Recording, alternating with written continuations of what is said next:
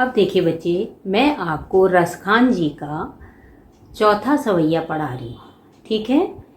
चौथे छंद में कृष्ण की मुरली की धुन और उनकी मुस्कान का प्रभाव गोपियों पर दिखाया गया है। इस छंद में गोपियों की व्यवस्था का वर्णन है। अब बड़े ध्यान से देखें बच्चे। कानन ते उंगरी रहीबो, जबही मुरली धुनि मंद बजे हों। श्री कृष्ण की मुरली की ध्वनि तथा उसकी मुस्कान पर मोहित एक गोपी कहती है, जब श्री कृष्ण मधुर स्वर में मुरली बजाएंगे तब मैं अपने कानों में उंगली डाल दूंगी ताकि मैं उसे सुन न सकूं।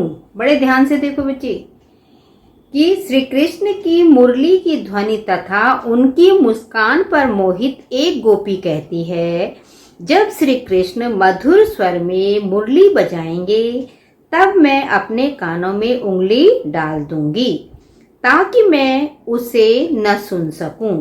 मोहन तानन सो रसखानी, अटा चढ़ी गोधन गेह तो गेहें।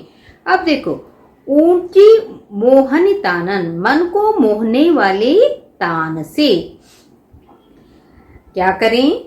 रसखान कवि कह रहे हैं कि गोपी कह रही है कि मन को मोहने वाले तान से ऊंची ऊंची अट्टालिकाओं पर चढ़कर कृष्ण गोधन गाते हैं तो गाते रहें, मेरे पर उसका कोई प्रभाव नहीं पड़ेगा।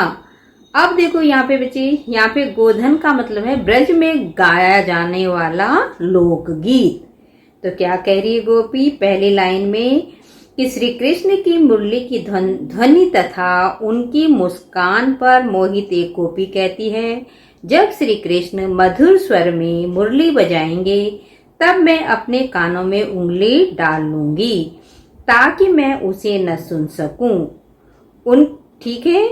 दूसरी लाइन है, मोहन तानन सो रसखानी, अटा चढ़ी गोधन गेहें तो गेहें। मन को मोहने वाली तानों से ऊंची ऊंची अट्टालिकाओं पर चढ़कर कृष्ण गोधन गाते हैं तो गाते रहें, मुझ पर उसका कोई प्रभाव नहीं पड़ेगा। तेरी कहा सिगरे ब्रज लोगनी, कालहि को कितने समझाई। मैं ब्रज के लोगों से चिल्लाकर कहना चाहती हूँ कि कल को मुझे कोई कितना भी समझाए। तेरी कहे सिगरे ब्रज लोगनी, मैं तेरी कहे चिल्लाकर क्या कह रही हूँ, सारे ब्रज के लोगों से कह रही हूँ कि कल कोई मुझे कितना ही समझाए, मारी वा मुख की मुस्कानी, संभारी न जेह न जेह न जेहे। श्री कृष्ण की एक मुस्कान पर मैं अपने बस में नहीं रह सकूंगी, मुझ पर उस मुस्कान का असर अवश्य ही पड़ेगा। ठीक है। अब देखो बेटे, इसका सार बड़े ध्यान से देखो। गोपी क्या है, श्री कृष्ण के प्रेम में मग्न है, अपने आप को समझा रही है। और इसका सार अब एक लाइन में उसमें, अब इसका सार समझो आप, अपने आप को समझा रही है। क्या समझा रही है कि श्री कृष्ण की मुरली की ध्वनि तथा उनकी मुस्कान पर मोहित एक गोपी कहती है, जब श्री कृष्ण मधुर स्वर में मुरली बजाएंगे तब मैं अपने कानों में उंगली डाल लूंगी ताकि मैं उसे न सुन सकूं। ऊंची ऊंची अट्टालिकाओं पर चढ़कर कृष्ण गोधन गाते हैं तो गाते रहें, मुझ पर उसका कोई प्रभाव नहीं पड़ेगा।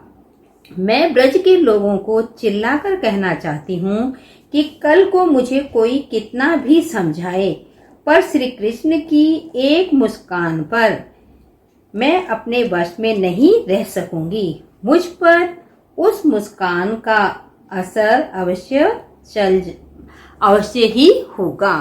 अर्थात गोपी चाहे कुछ भी कर लें, कृष्ण कितनी ही मंद ध्वन में बांसुरी बजाएं, परंतु फिर भी गोपियां उनके प्रेम में मग्न हो जाती हैं।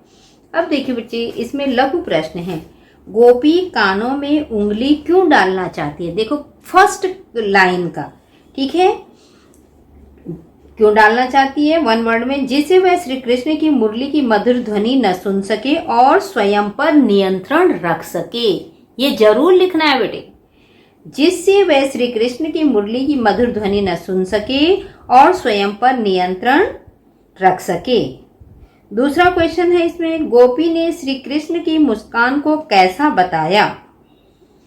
कैसा बताया श्री कृष्ण की मुस्कान को? प्रभावशाली, आकर्षक और प्रभाव डालने वाली। बस वन वर्ड में बेटे, इसी टाइप से मल्टीपल चॉइस में भी आएंगे, ऐसे दिए रहेंगे आपके पास। अब है, श्री कृष्ण की मुस्कान गोपी पर क्या असर डालती है? तो इसमें कैसे आंसर बनेगा? कृष्ण की मुस्कान के प्रभाव से गोपी स्वयं पर नियंत्रण खो बैठती है। वह न चाहकर भी श्री कृष्ण की ओर खींची चली जाती है। अब लास्ट में इसमें है बेटे, कालही को कितने समझे में कौन सा अलंकार है? तो आप क्या लिखेंगे? अनुप्रास अलंकार।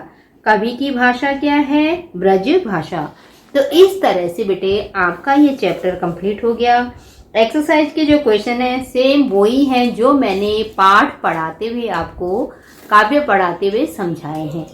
आपने ध्यान से क्वेश्चन देखना है और फिर पहले वो देखना है कि कौन से काव्यांश का ये क्वेश्चन, कहाँ से इसका आंसर हमें ढूंढना है। रटना नहीं है आपको, काव्यांश आपको समझना है।